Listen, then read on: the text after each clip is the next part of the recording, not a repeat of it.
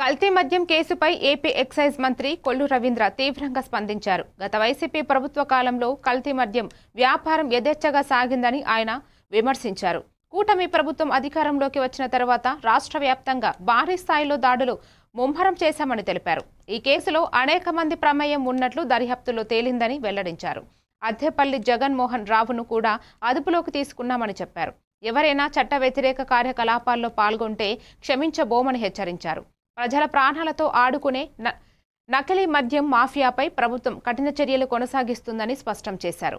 కల్తీ లిక్కర్ రాకుండా ఎక్సైజ్ వ్యవస్థను పూర్తిగా బలోపేతం చేస్తామని మంత్రి కొల్లు రవీంద్ర తెలిపారు.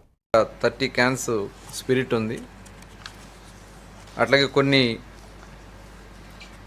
బ్లెండ్ చేసింది కొంత ఉంది, కార్టూన్స్ కొన్ని ఉన్నాయి, ఎంటీ క్యాప్స్ కానీ ఎంటీ బాటిల్స్ కానీ క్యాప్ సీలింగ్ మిషన్స్ కానీ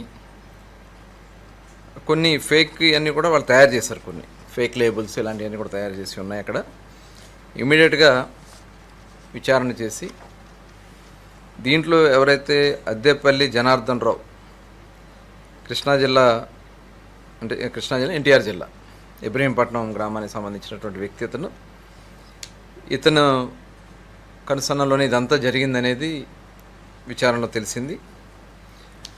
ఆ షాప్ కూడా కొడాలి శ్రీనివాసరావు అనే అతని పేరు మీద వాళ్ళు లీజ్ తీసుకున్నట్లుగా,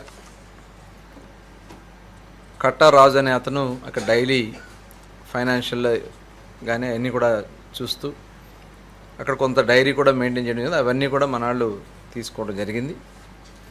అక్కడ దాదాపు 14 మందిని ప్రాథమికంగా పెట్టడం జరిగింది. తర్వాత ఇంకా కొంతమంది యాడ్ అయ్యారు. దీంట్లో తమిళనాడుకు సంబంధించిన వాళ్ళు కానీ ఒరిస్సాకు సంబంధించి కానీ కొంతమంది కూడా దీంట్లో ఉండడం జరిగింది. అక్కడ వర్క్ చేసే వర్కర్స్ కింద వాళ్ళని ఇమీడియట్గా